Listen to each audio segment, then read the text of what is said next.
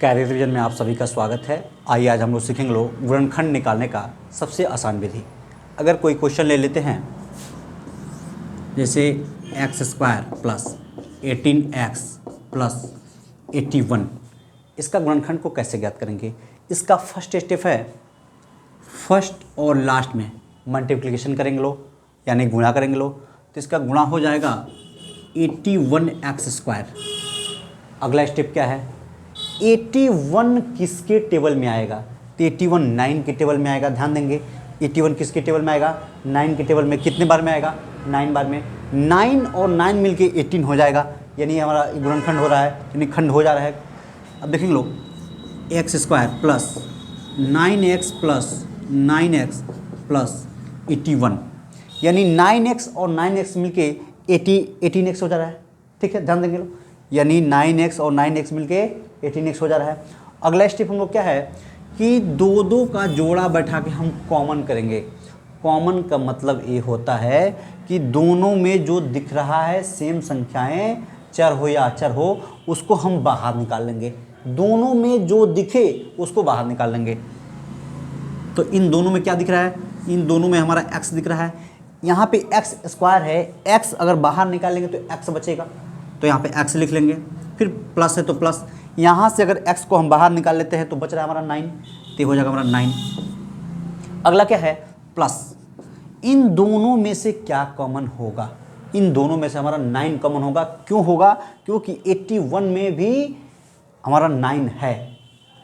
अगर 9 हम कॉमन कर लेते हैं तो इसमें क्या बचेगा, 9 कॉमन करेंगे तो हमारा x बचेगा इसमें। फिर प्लस है तो प्लस, 81 में अगर 9 कॉमन कर लेते हैं तो फिर भी 9 बचेगा हमारा।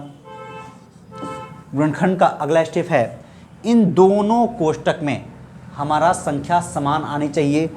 तो दोनों में देखो बराबर आ रहा है कि नहीं आ रहा है, तो x प्लस 9, दोनों में से किसी एक को हम लिख लेंगे। अगला एक बाहर वाला लिख लेंगे हम लोग, x प्लस 9।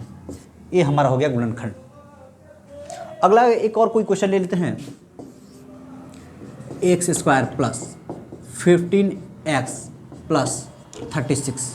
ध्यान से समझेंगे लोग, हम लोग का पहला स्टेप क्या है, पहला स्टेप है बाबू कि 36 में x² से गुणा करना, यानी मल्टीप्लिकेशन करना। तो कितना हमारा हो जाएगा, 36x²। ध्यान समझेंगे लोग। अगला स्टेप क्या है कि 36 किसके टेबल में आ रहा है, तो 12 के टेबल में आ रहा है। कितने बार में आ रहा है, तो 3 बार में आ रहा है। x² plus 12x plus 3x plus 36, यानी 12x और 3x मिलके 15x हो जा रहा है हमारा। ध्यान से समझेंगे लोग, 12x और प्लस 3x मिलके 15x हो जा रहा है। और फिर अगला स्टेप है कि फिर दो का जोड़ा बैठा के हम लोग कॉमन करेंगे। कॉमन का मतलब मैंने बताया ही है, कॉमन का मतलब होता है दोनों में जो दिखे उसको बाहर निकाल लेना है। तो दोनों में क्या दिख रहा है, सेम क्या दिख रहा है, x दिख रहा है। x को निकालेंगे, बचेगा यहाँ पे x² है तो x बचेगा प्लस, यहाँ से अगर x को हम बाहर निकाल लेते हैं तो क्या बचेगा, 12।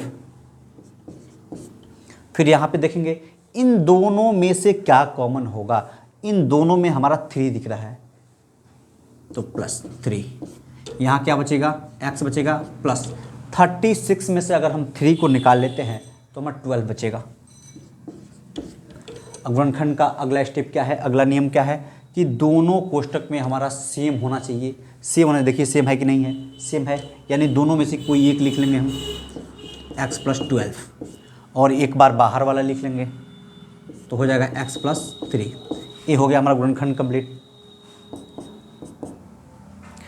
अगला गुणनखंड 4x² माइनस 4x प्लस 1।